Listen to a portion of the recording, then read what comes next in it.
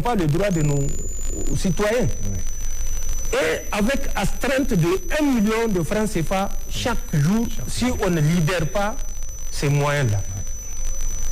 Pour que le Bénin ne pense pas qu'on est lié à un futur coup d'État qui va se passer, on va continuer à payer les astreintes de 1 million de francs CFA par jour. Nous avions retiré et nous avons fait ce que nous savons faire le plus.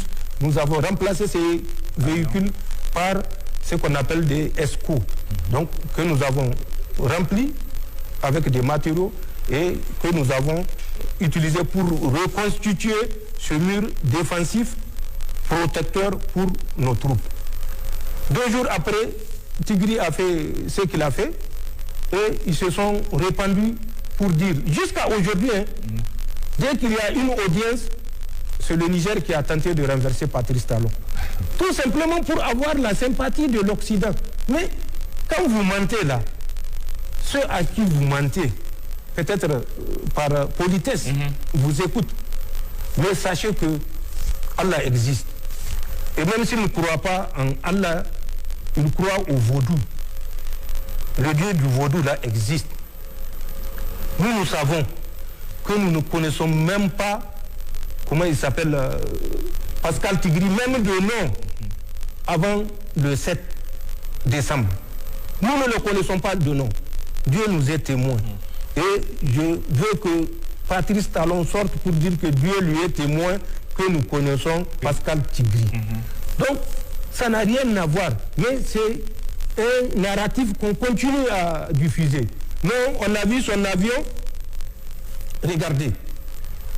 L'action s'est passée à Cotonou. Et il paraît, Pascal Tigri, il était même de la garde, je crois, présidentielle. Ou de la garde républicaine. En tout cas, il fait partie des forces spéciales. Comment un élément des forces spéciales qui a appris à combattre dans tout type d'environnement, qui a appris à travers un aguerrissement important à utiliser de toutes les astuces ou de toutes les techniques pour s'évader, pour s'exfiltrer, va faire 800 et quelques kilomètres de Cotonou pour chercher la frontière du Niger. Quel que soit le côté, toutes les villes ou les villages frontaliers, c'est 800 et quelques kilomètres. Alors qu'il a une frontière poreuse comme un filet de pêche dans une mer à 25 kilomètres tout au plus le Nigeria. Il fait 25 kilomètres, il est à l'intérieur du Nigeria. Personne, puisque c'est une frontière qui n'est pas contrôlée. Et Tigri le sait plus que moi. Mais j'ai fait cette voie-là. Elle ne fait pas 25 kilomètres. Il pouvait s'exfiltrer par là-bas. Il pouvait s'exfiltrer vers la frontière avec le Togo, qui est à moins de 5 kilomètres. J'ai fait cette voie-là également en 2006. Donc, il ne fait pas tout ça. Il choisit de s'exfiltrer par le Niger, puisque c'est le Niger qui doit être indexé. Mieux, on dit qu'une fois après, bon, peut-être comme le ridicule ne tue pas, ils ne se rendent même pas compte que c'est du ridicule qu'ils le racontent, puisqu'ils continuent à le raconter. Ils ont dit, ils ont suivi ses déplacements. Je ne sais pas comment il a fait pour arriver jusqu'au Togo. Et qu'à partir du Togo, un opérateur économique burkinabé a envoyé un avion pour l'amener à Niamey. Et à Niamey même, il est dans la zone ministérielle à côté du Premier ministre. Vous savez où loge le Premier ministre. Est-ce que le Premier ministre loge dans la zone ministérielle? Donc, c'est pour vous dire ces aberrations. Et ce sont ces aberrations qu'ils sont en train de répéter à tous les visiteurs. Ils organisent même des visites guidées. Mais que Patrice Talon sache que nous avons pris notre destin en main. Qu'ils disent que notre territoire est un boulevard pour les terroristes. Nous avons 1 267 000 km². Le Bénin, c'est la plus petite région, c'est Dosso. 114 000 km². C'est Dosso. Nous arrivons à sécuriser, malgré tout, malgré les défis, malgré les complicités, notre territoire de 1 267 000 km². En quoi nous pouvons être jaloux de l'incapacité du Bénin à contrôler 114 000 km²? Tout le nord est entre les mains des terroristes. Quelle est notre bassesse pour être jaloux d'un système pareil? Il ne serait à rien de verser toujours des mensonges aux citoyens.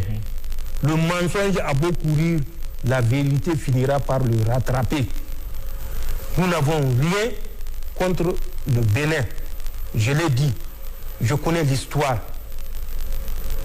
Même lui, le prince Kondo dont il se réclame, le plus proche Kondo de nous que de Patrice Talon. Il n'a qu'à aller se renseigner.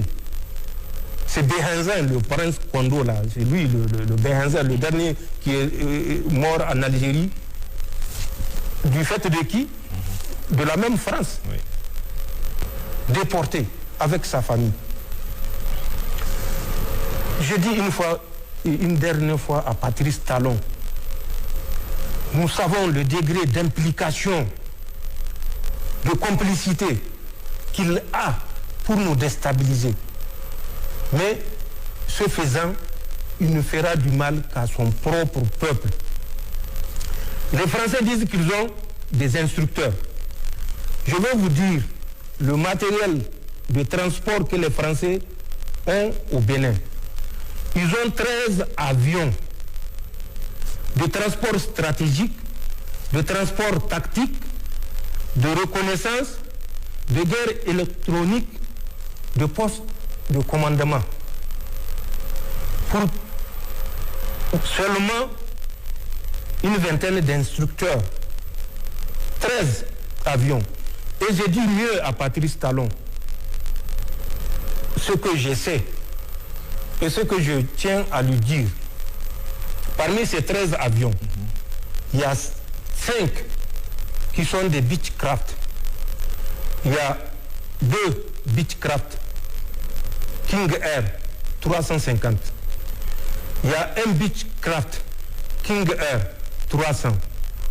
Il y a un Beechcraft 350. Pas King Air, Beechcraft. Il y a un Beechcraft 1900 Delta.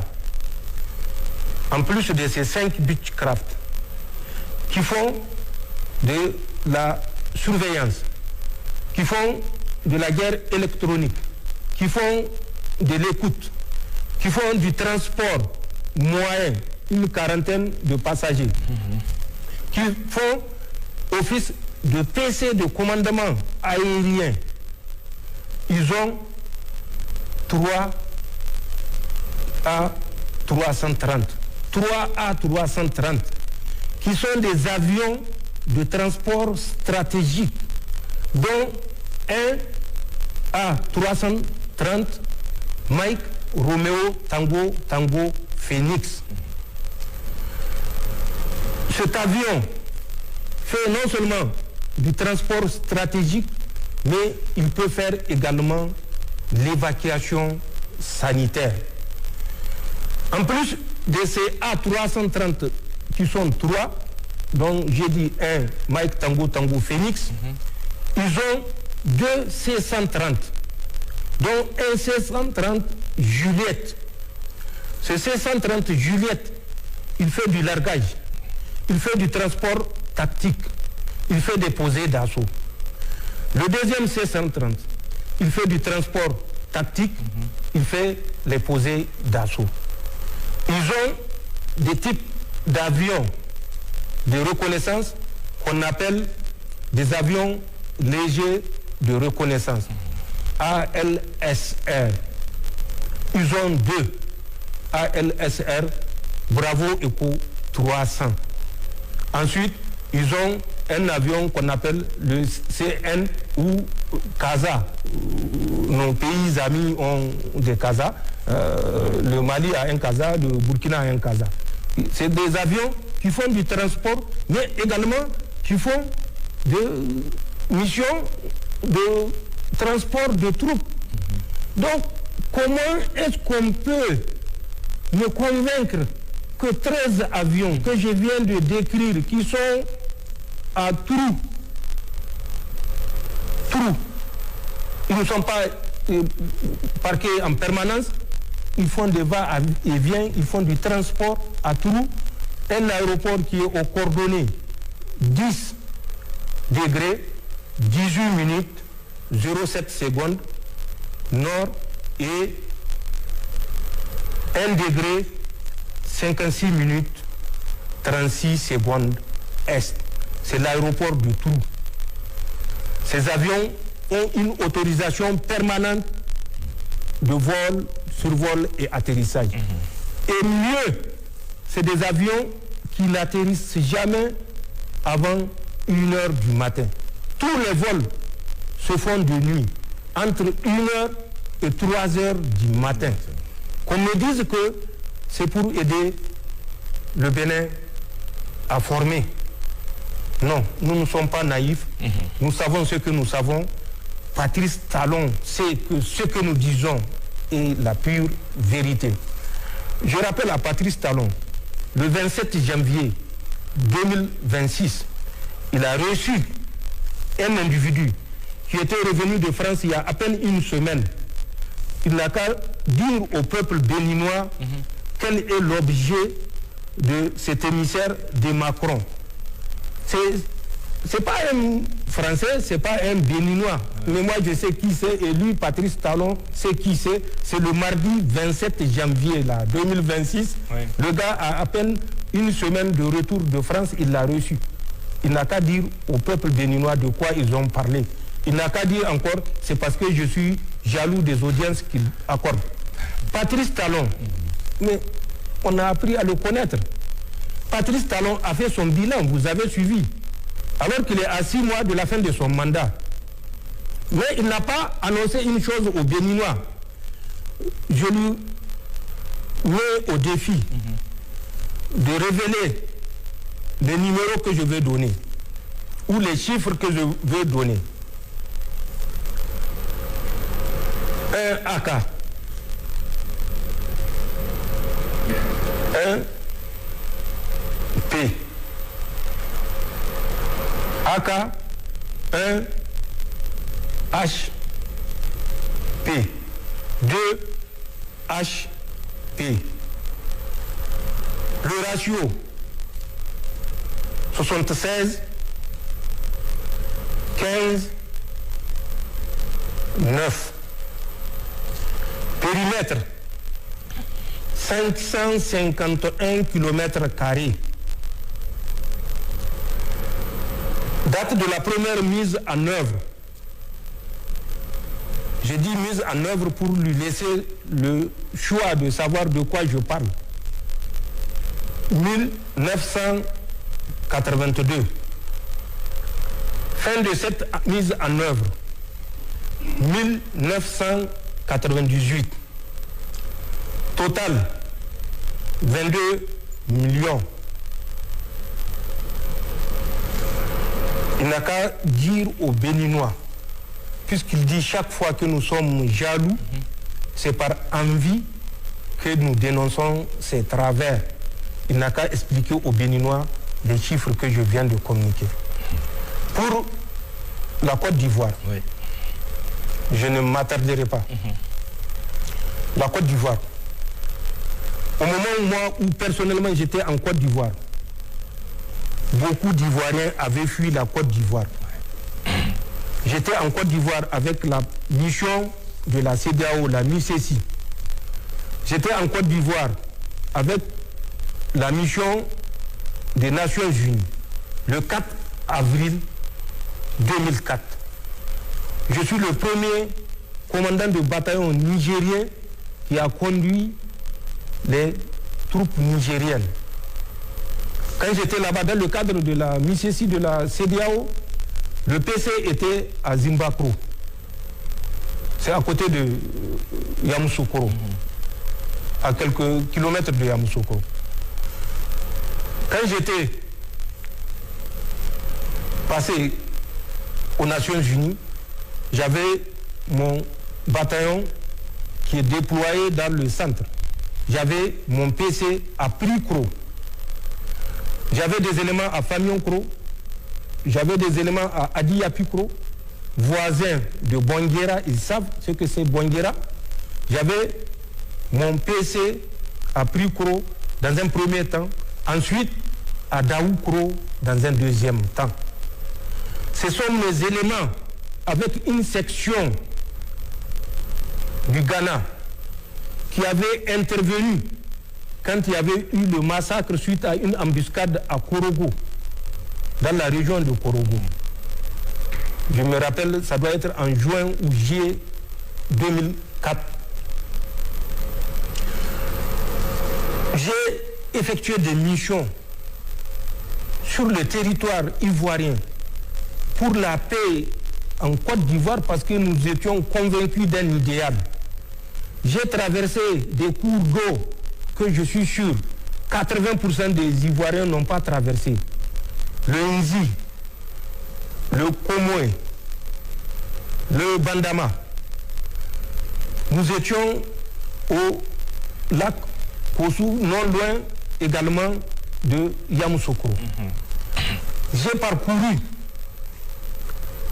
de Daoukro. J'étais jusqu'à Man. De Man, j'étais jusqu'à Odjene. Je suis revenu par Man pour remonter sur Danane, traverser la frontière avec un pays que je ne citerai pas, mais qu'ils savent, à partir de Danane, dès que vous sortez, il y a un pont. J'ai traversé dans le cadre de la mission. Au retour, j'avais pris la côtière par tout le pleu pour revenir à Dalawa, puisque j'avais passé à Dalawa. De Dalawa, j'ai fait Vavois, j'ai fait Séguéla. Je suis revenu. J'ai fait Dalawa ici à Mama chez le président Gbagbo. Pour ressortir vers Toumondi, même pas à Yamoussoukro, puisque à Yamoussoukro, c'est en allant que j'ai passé à Yamoussoukro.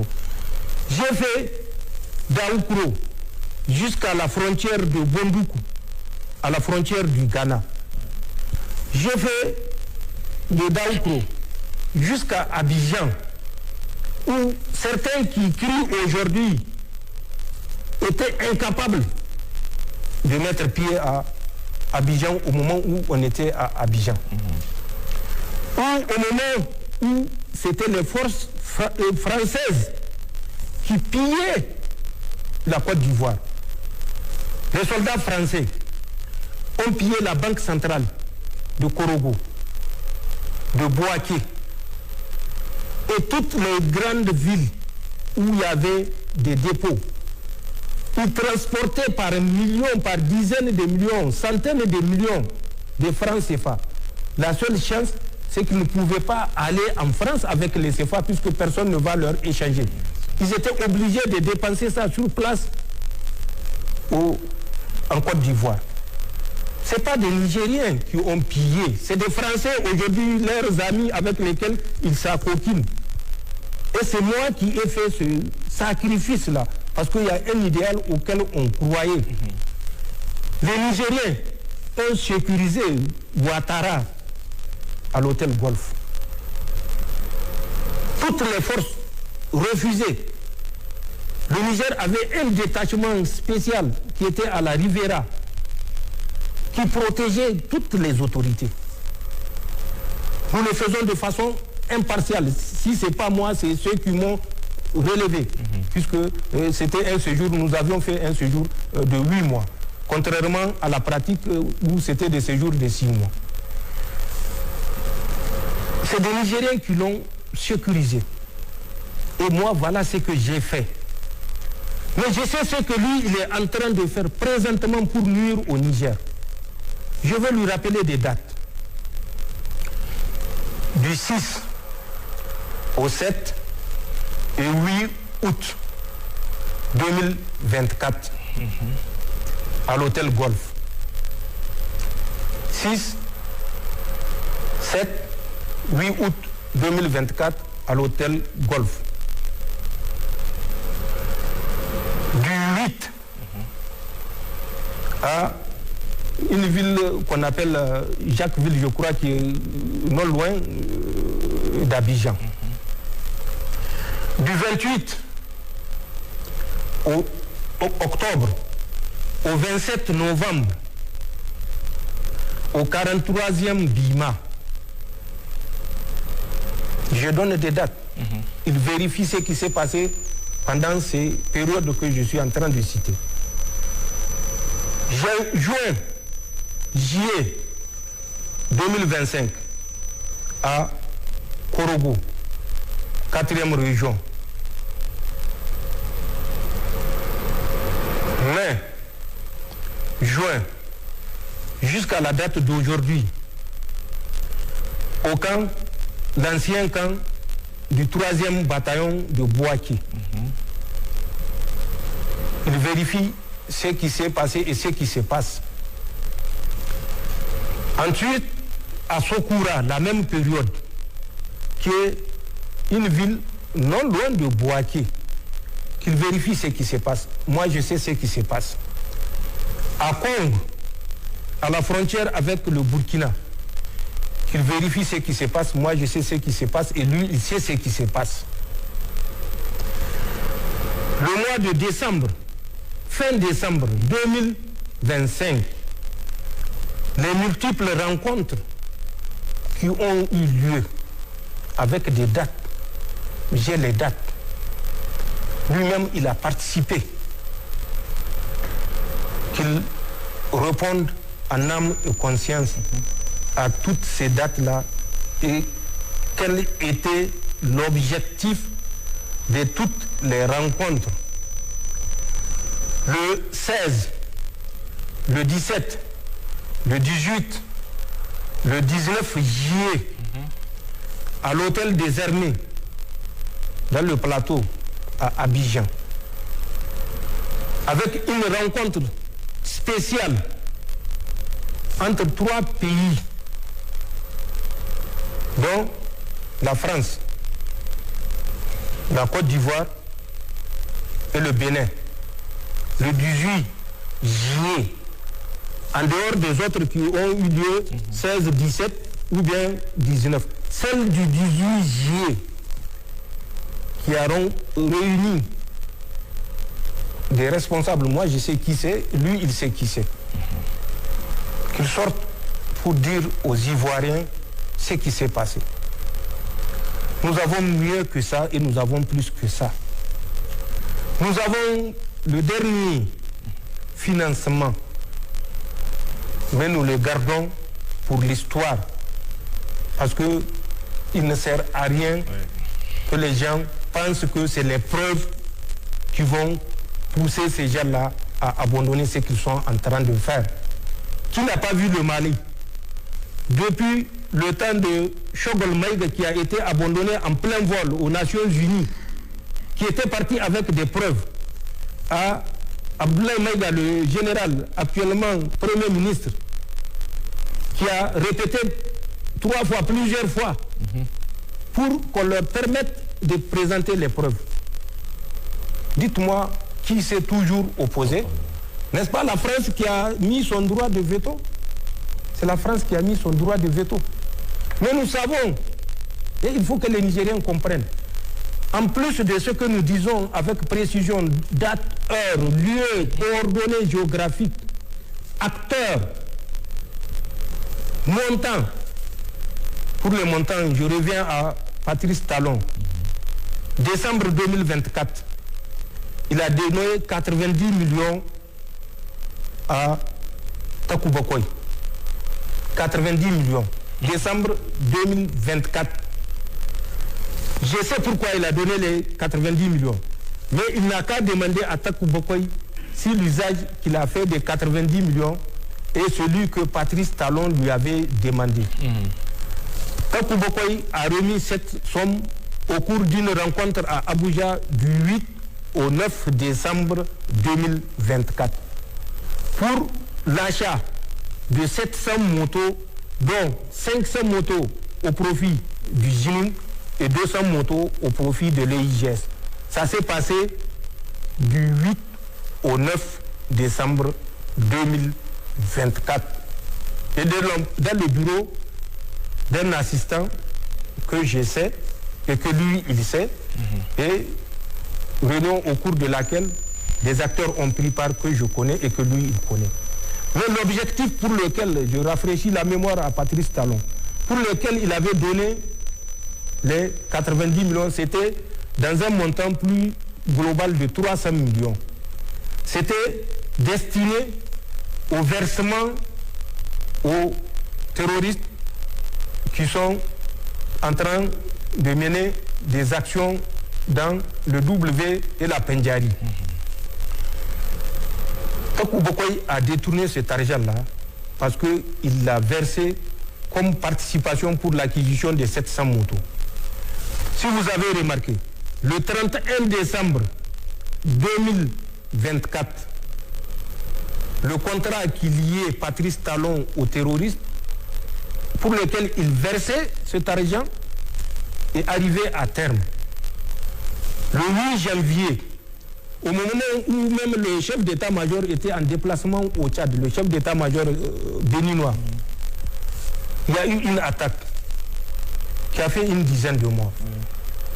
Ensuite, quelques mois plus tard, en avril, le 17 avril, il y a eu une grande attaque où il y a eu 76 morts. C'est parce que les terroristes ont refusé de reconduire la trêve pour laquelle il avait versé les premiers 90 millions et où il restait 210 millions pour faire les 300 millions. Parce qu'ils ont dit qu'ils ont constaté que Patrice Talon ne respecte pas ses engagements et qu'ils ne vont pas reconduire la trêve. Amen. Il n'a qu'à nous dire pourquoi il s'est déplacé. Moi, je ne le dirai pas. Parce que j'ai honte de ce qui se passe. C'est ça la différence avec nous. Nous avons pris notre destin en main. Nous ne comptons plus sur quelqu'un pour nous assumer. On va nous dire, ah, vous avez des Russes avec vous. Mais qui a vu ces Russes en opération sur le terrain? Ils ont leurs informateurs sur notre territoire. Ils n'ont qu'à nous le dire.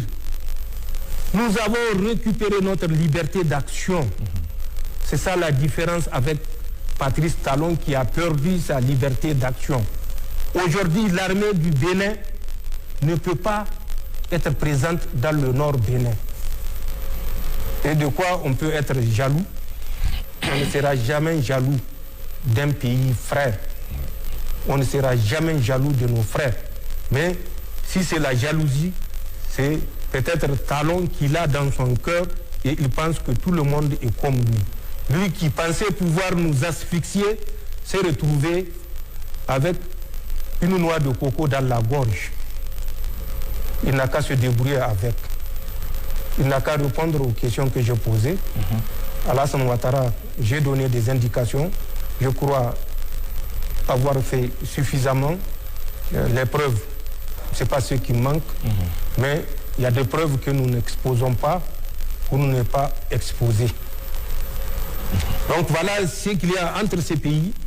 Il n'y a pas de haine particulière pour ce que nous avons fait pour ces pays-là, même si aujourd'hui ils sont amnésiques et ils oublient ce que nous avions fait pour eux. Mais Allah est là et il est le juge, le plus sage des juges. Nous ne voudrons jamais que les Béninois, les Ivoiriens ou les Nigérians soient en difficulté. Ça, jamais. Mais nous n'accepterons jamais la politique qui a pour visée de collaborer par soumission servile pour nous soumettre. Nous avons fait un choix, la liberté d'action. Ce choix est irréversible.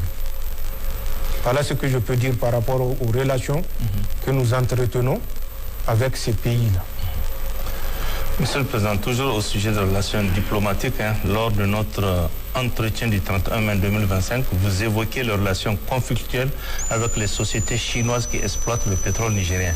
Après cet entretien, la Chine a nommé un nouvel ambassadeur au Niger que vous avez d'ailleurs reçu en audience le jeudi 15 janvier dernier. Comment les choses ont-elles évolué? Est-ce que la crise est derrière nous aujourd'hui avec la Chine? Bon, je ne sais pas si c'est une crise. Nous ne pensons pas que c'est une crise. Nous avons des principes et nous sommes convaincus que les autorités chinoises aussi ont les mêmes principes. La lutte contre la corruption, la lutte contre la domination sous toutes ses formes et la lutte contre la tendance à méconnaître les intérêts stratégiques des partenaires. Nous savons la lutte acharnée que les autorités chinoises mènent dans le cadre de la lutte contre la corruption. Nous voyons régulièrement des hauts gradés qui sont sanctionnés ou des hauts fonctionnaires qui sont sanctionnés. Nous partageons à quelques milliers d'années près la même histoire avec la République populaire de Chine aujourd'hui. La République populaire de Chine, il faut le savoir, a passé par 24 dynasties. Avant d'être d'abord la République de Chine, de 1912 à 1949, ensuite la République populaire de Chine, de 1949 à aujourd'hui. 2100 avant Jésus-Christ, la première dynastie de Xia, de 2100 à 1600 avant Jésus-Christ. Je prendrai juste 3 repères. Ensuite, la dynastie des Xiang, de 1570 à 1045. C'était l'âge de l'écriture ou des caractères chinois qui sont actuellement en cours. Ensuite, nous avons la dynastie Printemps-Automne. C'est la dynastie de Confucius et de Sun Tzu. Confucius, qui a été un grand idéologue, et la religion tire son essence de son idéologie. Ensuite, Sun Tzu, qui a été un grand chef militaire, où tous les chefs militaires de l'Occident s'inspirent des règles de conduite de Sun Tzu. Donc cette dynastie Printemps-Automne a duré de 722 à 476. Et enfin la dynastie des Qin, qui était la dernière avant la République de Chine, donc en 1912, et la République populaire de Chine.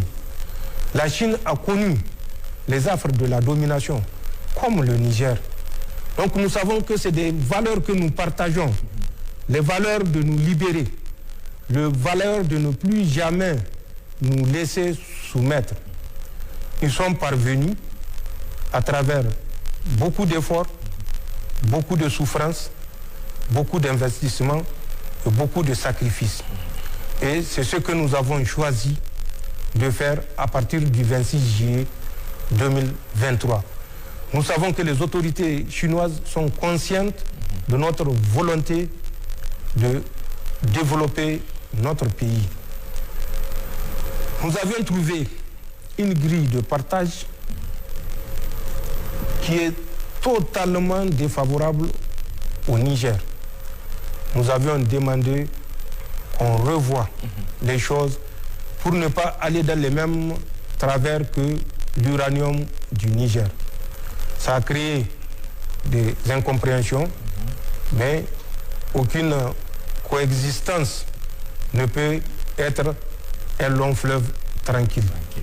Nous nous évertions à résoudre ces incompréhensions et nous sommes convaincus que nous parviendrons à une solution, puisque comme vous l'avez rappelé, j'ai reçu l'ambassadeur et j'ai chargé l'ambassadeur d'une mission, celle de tout faire pour que nous trouvions une solution définitive à ces tensions qui nous préoccupent. Nous avions de notre côté mis en place un comité qui a prêté serment et comité qui est chargé des négociations dans tous les domaines. Nous sommes ouverts au partenariat, mais un partenariat gagnant-gagnant. Un partenariat qui ne méconnaît pas les intérêts du Niger. Et je crois qu'avec les bonnes dispositions de l'un et de l'autre, nous pourrons rapidement aboutir à des solutions, bien sûr, non pas favorables seulement au Niger, mais favorables au Niger et aux partenaires de CNPC ou WAPCO. Voilà ce que je peux dire pour ne pas m'étaler sur cette question. Monsieur le Président, relativement à la Confédération AES, le Collège des chefs d'État a tenu son deuxième sommet à Bamako les 22 et 23 décembre dernier. Nous avons suivi avec intérêt le bilan des quelques 15 mois de la Confédération. Il en ressort incontestablement des réussites exceptionnelles, l'opéralisation de la force unifiée, la banque d'investissement, les organes de presse. Cependant, les peuples s'attendaient à d'autres décisions encore plus fortes et qui vont marquer définitivement la rupture avec le système néocolonial français et l'amorce véritable du processus de développement économique de la Confédération. Monsieur le Président, la Confédération AES a-t-elle peur de franchir certaines lignes rouges comme la monnaie par exemple? J'ai déjà posé cette question, suppose une méconnaissance totale de la détermination de la Confédération. La Confédération n'a peur de personne ni de rien. Si nous avons réussi ce que nous avons réussi jusqu'ici, malgré les défis, c'est parce que nous sommes déterminés. Et c'est parce que le mot peur, on ne le connaît pas, il ne fait pas partie de notre langage. Je me rappelle, la deuxième rencontre de la Confédération a eu lieu le 23. Est-ce que vous avez entendu une seule fois le mot peur? La Confédération n'a peur de personne et n'a peur de rien. La Confédération pose des actes réfléchis, après mûre réflexion. Et toute décision qui mérite d'être prise, la Confédération la prendra. Je crois que nous avons réussi suffisamment d'actes pour que le mot peur ne soit plus un vocabulaire à utiliser au sein de la Confédération. Je préfère m'en tenir à ça, parce que le fait même de répondre au mot peur me rabaisse. Sous la présence de Bamako, on a appris l'ouverture des négociations avec la CEDEAO. Plusieurs mois après, les citoyens veulent toujours savoir où en sommes-nous avec ces négociations avec la CEDEAO. Mais les négociations avec la CEDEAO, oui, je crois que c'est être naïf. Mais nous, je crois que nous avons prouvé que nous ne sommes plus naïfs. Quel mécanisme la CEDEAO n'a pas utilisé sous l'injonction de son maître à penser, Emmanuel Macron, pour nous garder dans les jurons de cette même organisation, que nous avons choisi librement de quitter. Si vous vous rappelez, le 28 janvier, n'est-ce pas? Qu'est-ce qu'ils ont dit? Ils nous donnent un an pour réfléchir. On nous a donné 6 mois, jusqu'à juillet 2025, pour réfléchir. Mais quelle réflexion? Mais nous avons choisi notre voie et nous avons posé des actes qui prouvent que la réflexion est déjà faite et l'acte est déjà posé. Nous ne pouvons pas rester au sein de la CEDEAO, même si nous sommes les membres fondateurs. pour une raison bien précise. Mais le dilatoire de la CEDEAO n'a pas de fin. Et c'est dans ce dilatoire-là que nous sommes. La CEDEAO ne voudra jamais de négociations sincères. Parce qu'il y a toujours des génies qui leur font croire que non, un d'eux va tomber et les deux autres vont courir pour rejoindre la CEDEAO. Mais c'est méconnaître le peuple de la Confédération. Aujourd'hui, ce n'est pas Assimi Goïta, ce n'est pas Ibrahim Traoré, ce n'est pas Tiani. La Confédération, c'est les peuples du Niger, du Mali et du Burkina. Que Assimi Goïta, Ibrahim Traoré ou Tiani disparaissent, en même temps, ce retour-là est irréversible. Il n'y aura pas de retour. Il faut que les gens comprennent et engagent des négociations sincères pour que, si nous devons continuer à coopérer avec les deux formats, la Confédération des États du Sahel ou peut-être la Fédération dans quelques années à venir et la CEDEAO, qu'on continue à collaborer, à coexister en tant que peuple du même espace ouest africain, mais dans des organisations différentes parce que nos intérêts ne sont plus préservés par la CEDEAO. Il faut que les gens le comprennent et qu'ils évitent de faire du dilatoire et de croire à ce que d'autres leur rapportent, comme quoi nous allons tomber et que nous allons, après notre chute, le peuple va ramener nos trois pays dans les rangs de la CEDEAO. Ça ne deviendra pas, Inch'Allah. Monsieur le Président, pour clore ce chapitre, au mois de décembre dernier, les États-Unis d'Amérique ont orchestré des frappes aériennes au Nigeria au motif de lutter contre le terrorisme et de protéger les chrétiens. Et quelques heures après, des journalistes à l'assaut de l'impérialisme français ont fait cas d'une attaque terroriste contre un couple chrétien du Niger dans la région de Dosso. Ces événements distincts ont inquiété certains citoyens de la Confédération AES qui se demandent si les mêmes frappes américaines ne pourraient pas arriver dans leur pays respectif, à savoir le Burkina Faso, le Mali et le Niger. Ces inquiétudes sont-elles fondées, Monsieur le Président?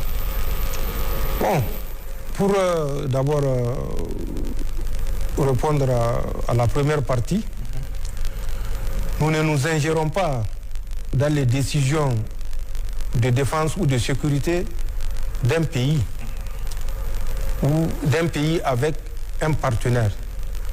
Tant que ces décisions n'ont pas en arrière-mandat la volonté de nuire au Niger. Et si c'est le cas, nous le découvrirons et nous l'annoncerons aux Nigériens. Donc, les relations militaires ou de défense du Nigeria avec quelques autres pays sont du ressort des autorités du Nigeria. Je n'ai rien à dire. Si je ne peux aider le Nigeria à protéger ses populations, je ne dirai rien qui puisse nuire à des relations qui peuvent peut-être l'aider à circonscrire cette situation dans laquelle végètent toutes les populations du nord Nigeria, tous les États du nord Nigeria. Pour ce qui concerne des motifs de l'intervention ou des frappes, nous les avons entendus comme quoi c'est pour protéger les chrétiens. Là également, nous n'interférons pas. Nous savons que nous formons une communauté avec les chrétiens du Niger.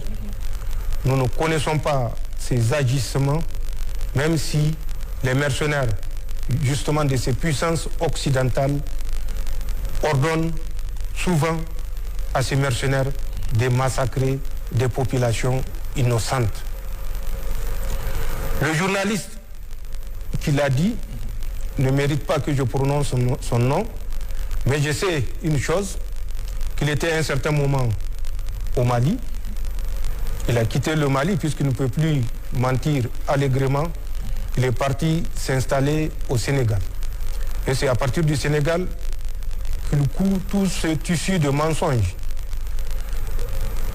Nous ne nions pas que le Niger a connu beaucoup d'épreuves. Beaucoup de Nigériens martyrs ont été enregistrés. Mais nous ne méconnaissons pas également que cette situation n'est pas propre au Niger. À titre indicatif,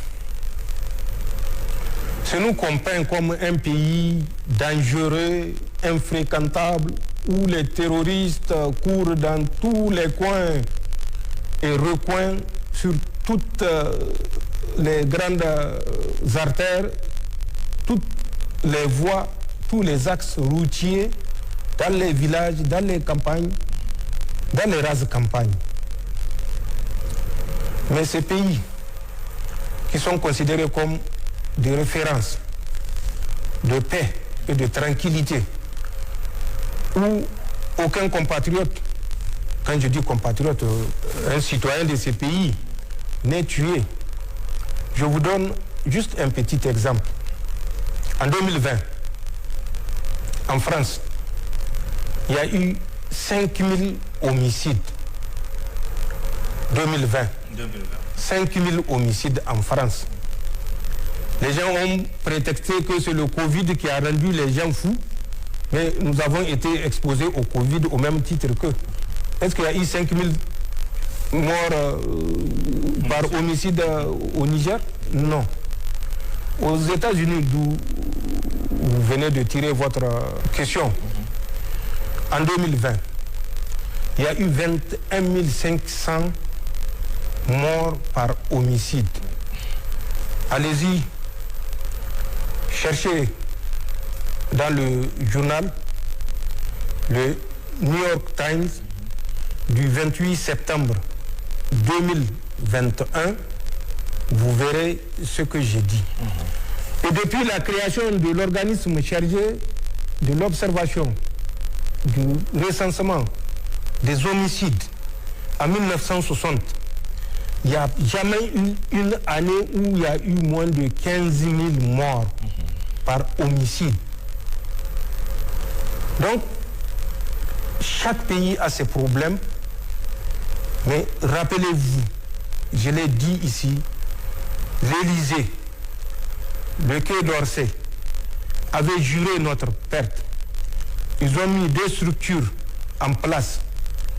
Le commandement pour l'Afrique, pour la composante militaire, et la cellule des informations, je dirais, au Sahel de l'Élysée. La cellule Sahel de l'Élysée. Cette cellule, la deuxième, n'a pour autre objectif, je l'ai dit, que de faire la guerre informationnelle. Ils ont prévu des recrutements en masse à travers 2 événements. Le premier événement devait avoir lieu en 2025 au Bénin. C'est un événement culturel. Je ne sais pas s'il a eu lieu ou il n'a pas eu lieu. C'est au cours de cet événement qu'ils devaient recruter des Africains apatrides, cupides, qui ne comprennent pas ce que c'est la lutte de la libération pour s'attaquer à leur propre pays.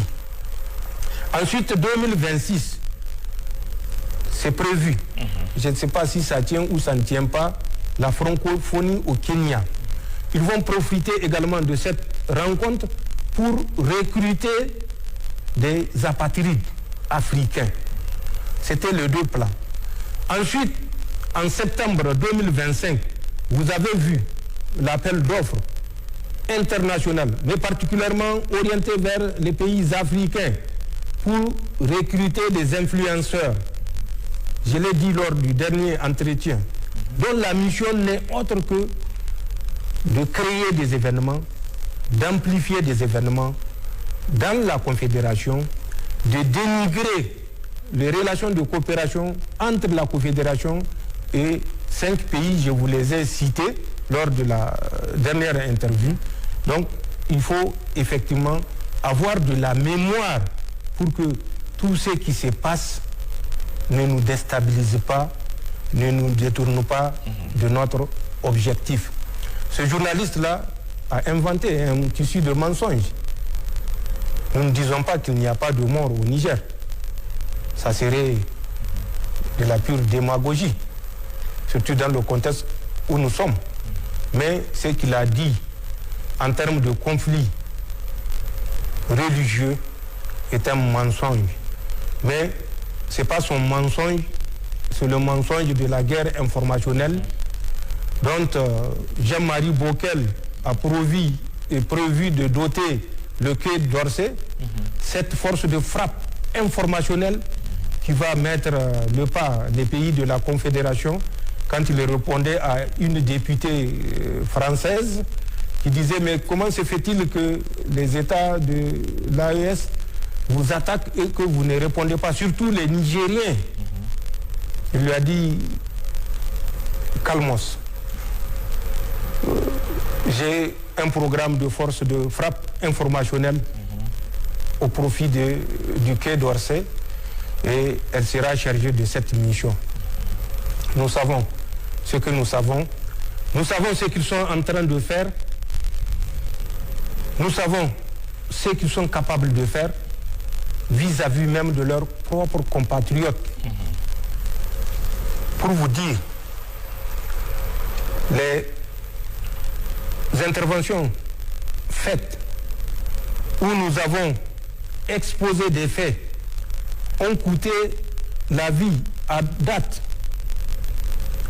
En tout cas, ce que nous avons continué à recenser à 12 agents français de la sécurité intérieure et de la sécurité extérieure. 12 le 21 janvier, le 23 janvier 2025, le 22 juin, le 22 juin, le 1er décembre, le 5 décembre, le 15 décembre, ensuite du 5 au 6 de ce mois de février, toujours des agents de la sécurité intérieure. Ils ont été exécutés sur le site Levallois-Perret, aux dates que j'avais indiquées, sur le site d'Essonne et à Arras.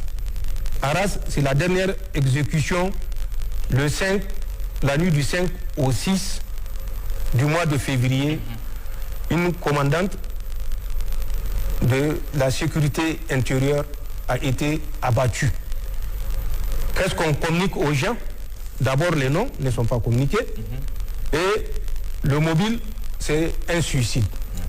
Donc, c'est des gens qu'on a suicidés. C'est des agents qu'on a suicidés.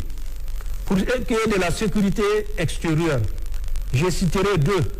Parce que là, au moins, ils ne pouvaient pas cacher le nom. Les noms sont sortis.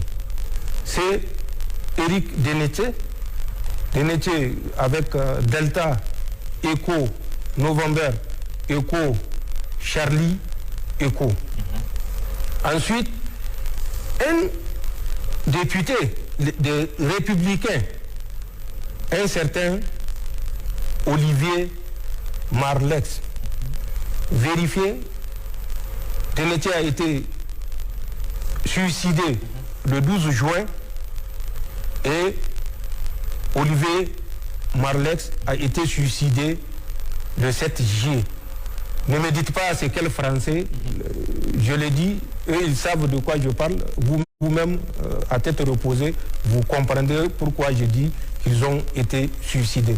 Donc c'est pour vous dire où ils sont et à quel point ils sont capables d'infliger des douleurs à leurs propres compatriotes plutôt que de s'asseoir et négocier avec les États de la Confédération. Ceci est assez instructif pour les Nigériens qui sont encore naïfs pour se dire que la mobilisation générale a tout son sens. La bascule d'un état de paix vers un état de guerre se prépare. Et c'est ce que nous faisons. Et c'est ce que nous invitons les Nigériens à faire. Monsieur le Président, on voit les infrastructures routières en chantier, les voiries urbaines, les façades des administrations publiques qui s'embellissent, l'accessibilité des produits alimentaires, même en cette veille du mois béni de Ramadan, malgré une saison de pluie qui n'a pas totalement répondu à nos attentes, les unités industrielles qui poussent surtout dans le secteur privé. Il s'agit de réalisations importantes saluées par les Nigériens et qui permettent de présager de bonnes perspectives. Mais au-delà et de ce que l'œil du citoyen peut voir, quelles sont les perspectives à court moyen terme pour le Niger sur le plan économique, social, notamment en ce qui concerne la création de richesses, l'emploi, la formation et la protection sociale? Je crois avoir répondu à cette question, si ce n'est intégralement, en partie. Je vous ai brossé la situation économique de notre pays avec ses perspectives. Tout ce que nous faisons et tout ce que nous aurons à faire sera essentiellement pour le bien-être de nos compatriotes. Je l'ai dit, un franc collecté sera investi pour le bien-être des Nigériens. Je l'ai dit, les perspectives, en plus de la situation actuelle, passée, également sont encourageantes. Et je crois que les réalisations ou les préoccupations de certains par rapport à l'avenir, mais ce que j'ai dit, je l'ai dit avec des chiffres qui sont vérifiables. Il faut que les Nigériens se rassurent, les perspectives sont bonnes et le Niger, les autorités du Niger vont œuvrer pour le bien-être des Nigériens de façon particulière et des peuples résilients de la Confédération de façon plus large. C'est un choix que nous avons fait et que les Nigériens ne soient surpris de toute réalisation que nous serons amenés à faire malgré les difficultés évidentes. C'est une question de choix, c'est une question de rigueur dans la gestion des maigres ressources. Ce n'est pas la vie belle ou le train de vie, comme vous l'avez dit dans une de vos questions. Il n'y a pas de train de vie, il y a un train de survie. Mais le train de survie n'exclut pas également de faire des réalisations au profit des compatriotes.